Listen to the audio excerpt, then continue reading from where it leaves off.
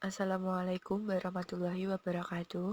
Perkenalkan, kami dari kelompok 11 yang beranggotakan 1. Rukidul Haja Al-Habsyi NPM 2010102006, 2. Dwi Eka Hidayati NPM 2010102009, dan yang ketiga Liana Bila Jabilita dengan NPM 2010102022. Di sini kami akan mempresentasikan materi pada hari ini, yaitu tentang akuntansi pensiun dan imbalan pascakerja. Sifat program pensiun. Program pensiun atau pensiun plan adalah pengaturan di mana pemberi kerja memberikan imbalan atau pembayaran kepada pensiun karyawan atas jasa yang diberikan selama bekerja. Akuntansi pensiun dapat dibagi dan diperlakukan secara terpisah antara akuntansi untuk pemberi kerja dan akuntansi untuk dana pensiun. A. Program iuran pasti. Dalam program iuran pasti, pemberi kerja setuju untuk memberikan iuran dalam jumlah tertentu kepada wali amanat pensiun setiap periode berdasarkan rumus yang ditetapkan. Program tersebut mendefinisikan hanya iuran pemberi kerja. Program tersebut tidak menetapkan imbalan yang akan dibayarkan kepada karyawan pada saat pensiun. Program imbalan pasti. Program imbalan pasti menetapkan imbalan yang akan diterima karyawan saat mereka pensiun. Imbalan ini biasanya merupakan fungsi dari masa kerja karyawan dan tingkat kompensasi pada tahun-tahun menjelang pensiun. Peran aktuaris dalam akuntansi pensiun. Perusahaan melibatkan aktuaris untuk memastikan bahwa program pensiun telah sesuai untuk kelompok karyawan yang tercakup dalam program. Aktuaris adalah individu yang dilatih melalui program sertifikasi yang panjang dan ketat untuk menetapkan probabilitas kejadian masa depan dan dampak keuangannya. Industri asuransi menggunakan aktuaris untuk menilai risiko dan memberi saran mengenai penetapan premi dan aspek lain dari polis asuransi. Akuntansi pensiun, pengukuran liabilitas pensiun. Yang pertama, salah satu ukuran dari kewajiban pensiun adalah mendasarkan hanya pada imbalan yang telah menjadi hak kepada karyawan. Yang kedua, dengan menggunakan masa kerja yang vested atau belum vested. Yang ketiga, mendasarkan pada jumlah kompensasi yang ditangguhkan pada masa kerja yang vested atau belum vested dengan menggunakan gaji di masa depan. Akuntansi pensiun pada kewajiban aset imbalan pasti neto merupakan defisit atau surplus yang terkait dengan program pensiun pasti. Defisit atau surplus dapat diukur sebagai berikut. Kewajiban imbalan pasti dikurangi nilai wajar aset program jika ada.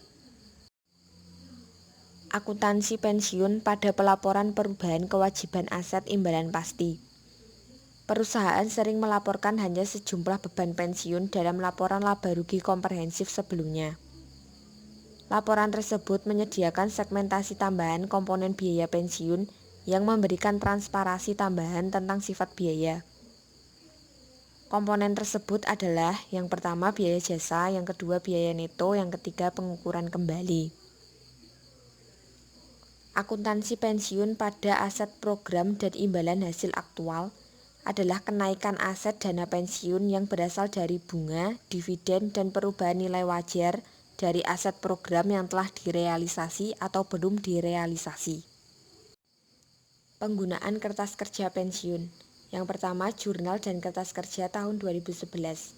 Komponen terdiri dari 1. Biaya jasa lalu adalah perubahan nilai kini kewajiban imbalan pasti diakibatkan oleh amandemen program atau curtailment. 2. Bahan bunga, pendapatan bunga, iuran dan imbalan. Yang kedua, jurnal dan kertas kerja tahun 2012. Komponen terdiri dari 1. Saldo awal akun aset atau liabilitas pensiun dan akun memo. 2. Mencatat pemberian biaya jasa lalu dengan menambahkan imbalan pasti dan beban pensiun. 3. Mencatat biaya masa kini, beban bunga untuk tahun berjalan. 4. Pendapatan bunga, iuran, imbalan, dan jurnal tahun 2012. Pengukuran kembali. Dalam pengukuran kembali terdiri dari dua jenis. Yang pertama, keuntungan dan kerugian atas aset program. Yang kedua, keuntungan dan kerugian atas kewajiban imbalan pasti. Yang selanjutnya, jurnal dan kertas kerja tahun 2013. Pada bagian ini, mencatat semua jurnal pensiun di tahun 2013. Selisih antara saldo akhir oleh aktuaris dan saldo kini menghasilkan kerugian liabilitas pada kewajiban imbalan pasti, sehingga dikreditkan. Setelah penyesuaian kertas kerja, kewajiban imbalan pasti dinyatakan pada nilai akrual. Pelaporan program pensiun dalam laporan keuangan. Adapun persyaratan dalam laporan keuangan ada 4. Yang pertama, beban pensiun atau biaya jasa dan bunga neto yang mempengaruhi laba neto, dan laba dilaporkan dalam laporan laba rugi komprehensif. Yang kedua, keuntungan dan kerugian atau pengukuran kembali. Yang ketiga, klasifikasi aset pensiun atau liabilitas pensiun. Dan yang keempat, agregasi program pensiun. Adapun persyaratan dalam catatan atas laporan keuangan. Yang pertama, menjelaskan karakteristik program imbalan pasti dan risikonya. Yang kedua, mengidentifikasi dan menjelaskan jumlah dalam laporan keuangan yang timbul dari program imbalan pasti. Yang ketiga, menggambarkan bagaimana imbalan pasti dapat mempengaruhi jumlah, waktu, dan ketidakpastian arus kas masa depan perusahaan. Selanjutnya, imbalan pasca kerja lain. Imbalan pasca kerja lain termasuk diantaranya yaitu: yang pertama, asuransi jiwa di luar program pensiun. Yang kedua, perawatan medis, gigi, mata, jasa, hukum, dan pajak. Sekian presentasi dari kelompok kami. Apabila ada kurang lebihnya, kami mohon maaf. Wassalamualaikum warahmatullahi wabarakatuh.